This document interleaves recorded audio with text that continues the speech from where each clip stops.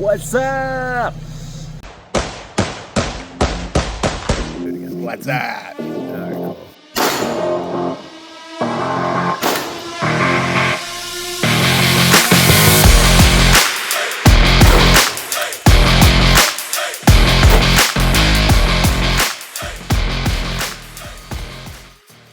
Hey guys, welcome back to Rafa Reloaded. I am so sorry. It's been 5 months since the last episode.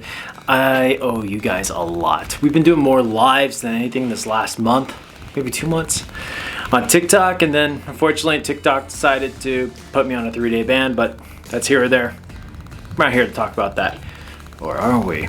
But today we're going to be discussing a very interesting rifle we have here. Is a No. 1 Enfield Mark III, a very iconic in films such as 1917 by Peter Jackson. A lot of walking in that movie. Same director did Lord of the Rings, which was also a lot of walking. And we have our Peaky Blinders. I'm sure that's a very popular show you guys like to watch. I mean, I could be a Shelby, can you? But this rifle is featured on that show too. Since we got the Peaky Blinder reference at, we can take we can talk off our hat. There we go. Moving on. Look at this iconic beauty. Has that brownish red auburn. Great.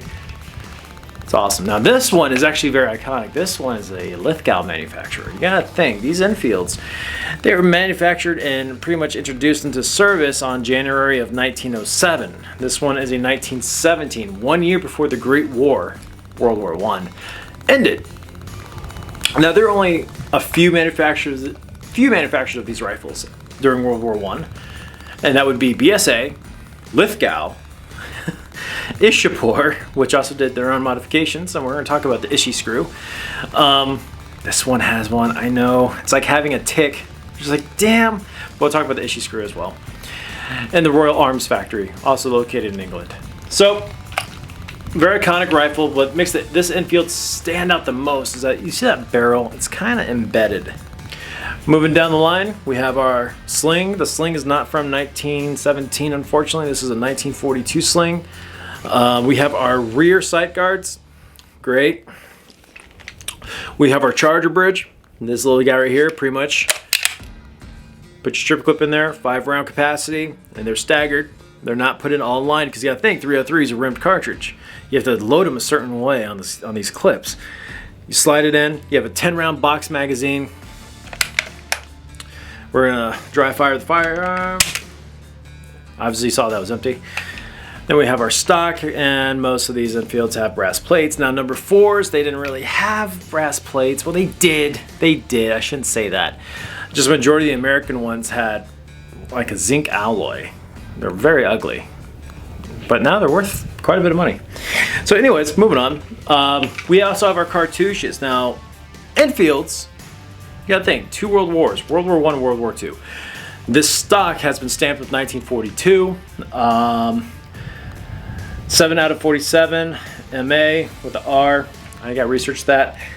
Lithgow has a very interesting, I'm not sure if we can catch that on here. I'm gonna throw some photos about like right here of a shield, okay, with this couple, with a star, with the letter A for Australia.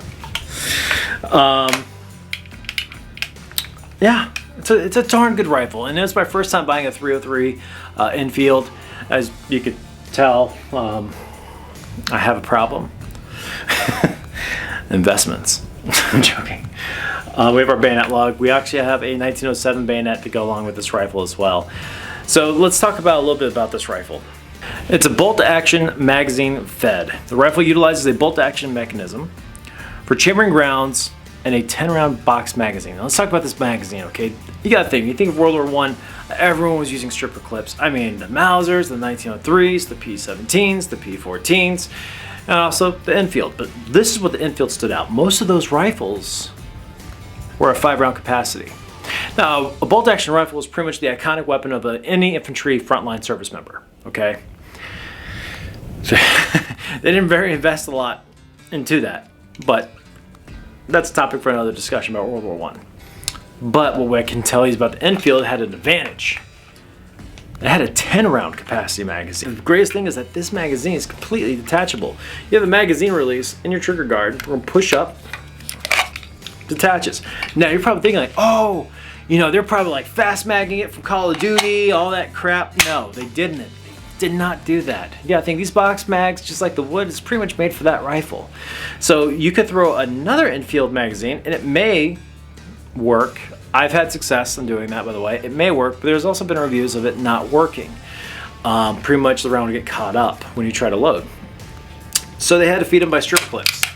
Now, the Mark III did go through a change, all right? And these Mark IIIs will have a star located above the 3 logo. Now that change, pretty much what they did was that they removed the volley sights, which would have been right around here on the stock, and they also removed the magazine cutoff. Now this was done in edition of 1915. If I'm not wrong, if I'm right, I'm not going to throw an edit right here right now. But if I'm right, then there's not going to be an actual date located next to my head. But anyways, moving on. This one actually has a magazine slot, magazine cutoff slot, right underneath the stock. When I took it apart, I'm like, holy crap! So that tells me that the stock, the fore end, which is going to be located right all the way from the receiver, all the way down. This is one piece of wood. 2, 3, 4. So the fore end does not have that slot cut out to access that magazine release, but it's on the receiver. So this tells me that this was revamped. Another change was to remove the volley sights, which we already discussed. Now, this rifle is very fun to shoot. The recoil I didn't find bad at all for a 303 cartridge.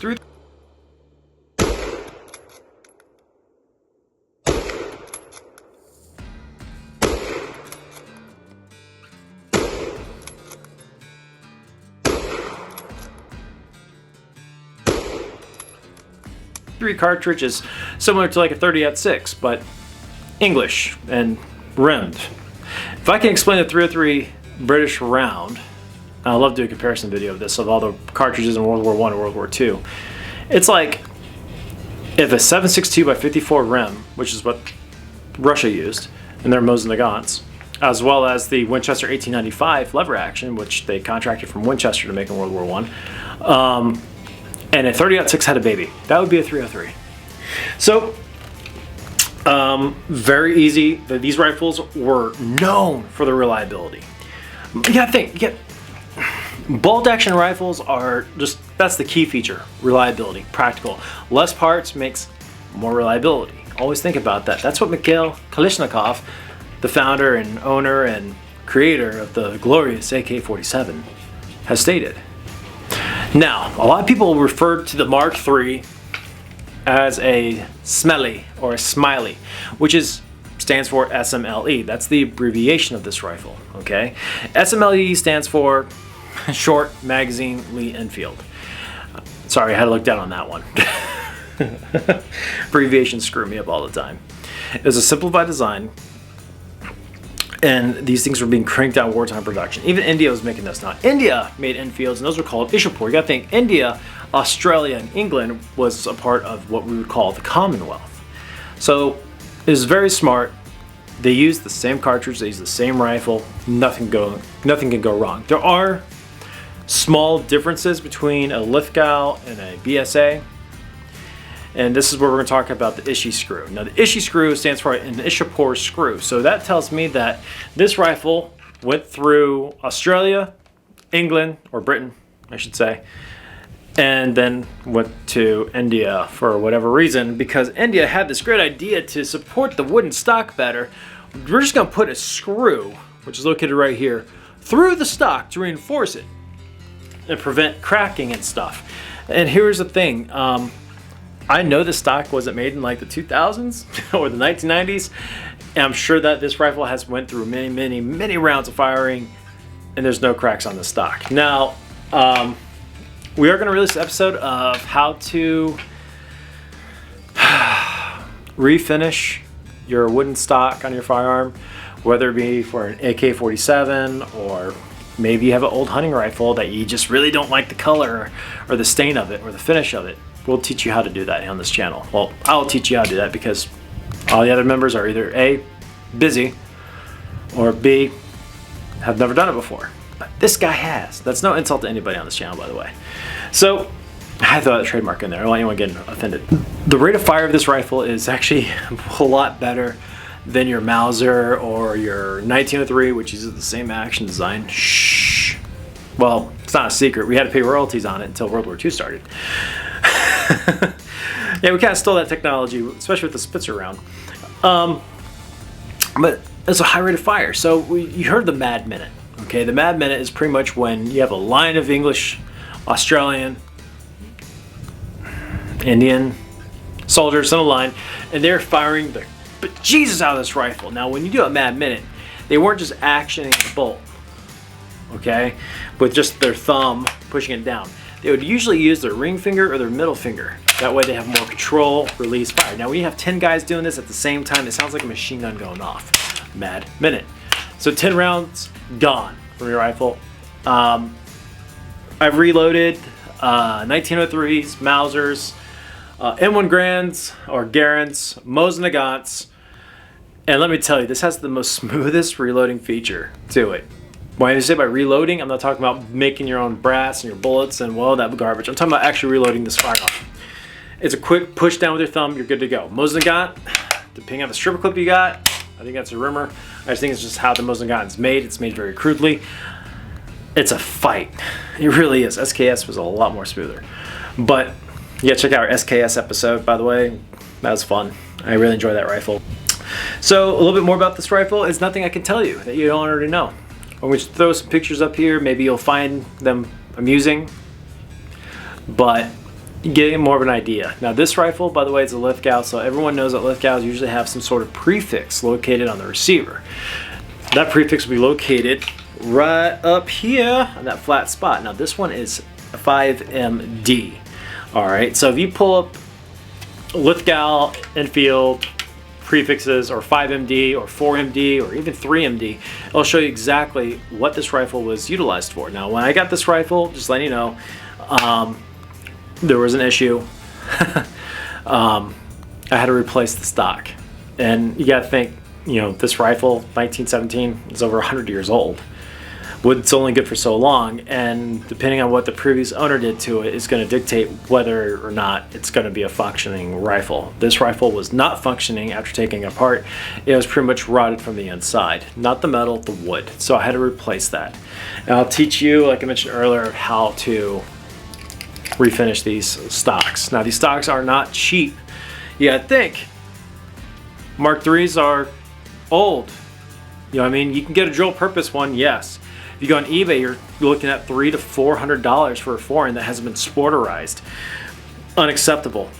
But if you do get a dual purpose one and you want to make it look new, contact me. Drop me a comment. Let us say, hey, can we talk? I want to redo this. I want to do it right. I'll tell you and even show you how to do this. All right. So thanks for watching. Sorry it's been 5-6 months since I've done an episode, but I've been busy, guys, and plus I needed a hiatus. I needed my own vacation.